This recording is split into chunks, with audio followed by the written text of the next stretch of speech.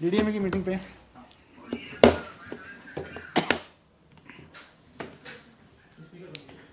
अरे यार रिंकू वो नोट पैड उठा के लाना फटाफट।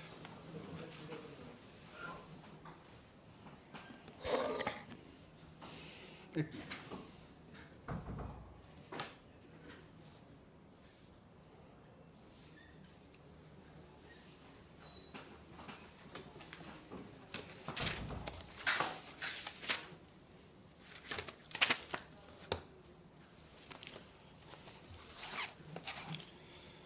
नमस्कार।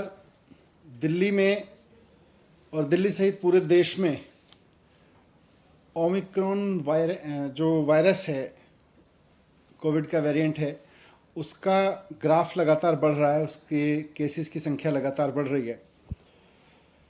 पर अच्छी बात यह है कि इंटरनेशनली जो ट्रेंड अभी तक देखने को मिले, उनसे हमने सबने बहुत कुछ सीखा देश में, और उससे ये भी समझ में आया कि ओमिक्रॉन कैसे बिहेव कर रहा है, उसका कैरेक्टर क्या है।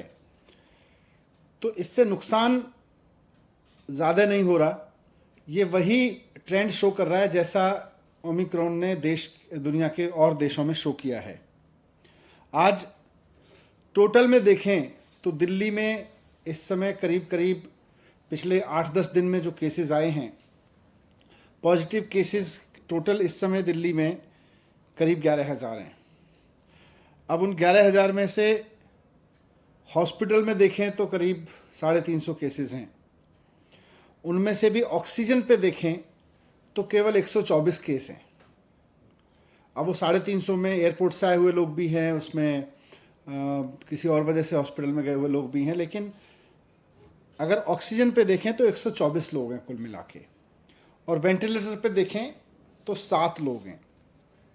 तो एक्सपर्ट्स का ये मानना है कि ओमिक्रॉन का अभी तक का जो बिहेवियर है, अभी तक का जो जिन लोगों को ओमिक्रॉन का इन्फेक्शन हो रहा है, उनको बहुत माइल्ड सिम्टम्स हो रहे हैं या नहीं हो रहे हैं और जल्दी ठीक हो जा रहे हैं। लेकिन फिर भी अगर लोगों को कोविड हो रहा है तो खतरा तो है, इसलिए इससे बच के रहना भी ज़रूरी है। और बच के रहने का सबसे बढ़िया तरीका है कि हम पूरी तरह से सेफ्टी रखें, हमेशा मास्क लगाएं बाहर निकले तो, और जब भी भीड़ भाड़ में रहें तो मास्क लगा के रहें।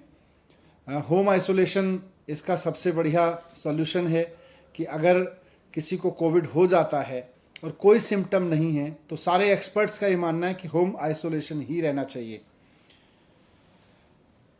हॉस्पिटल केवल तभी जाएं जब आपकी ऑक्सीजन लेवल लगातार डिप हो रही हो या आपको कोई परेशानी हो, तो आज भी एक्सपर्ट्स ने यही बात दोहराई। लेकिन बढ़ते हुए केसेस को देखते हुए सरकार भी इस बात को लेकर चिंतित है कि ये बहुत तेज़ी से ना फैले। इसको जितना नियंत्रित किया जा सके, क्योंकि इसकी कोई डायरेक्ट दवाई तो है नहीं, तो इसको जितना हम नियंत्रित कर सकें, इसके बढ़ने की स्पीड को जितना हम नियंत्रित कर सकें, उतना हम इसको ठीक से मैनेज कर सकते हैं। तो इसलिए आज डीडीएमए की बैठक में सरकार ने कुछ फैसले लिए। उसमें सबसे इम्पॉर्टेंट है कि दिल्ली में सैटरडे और संडे को यानी वीकेंड्स पर अब कर्फ्यू रहेगा। तो लोगों से अपील है कि कर्फ्यू के दौरान बाहर ना निकलें।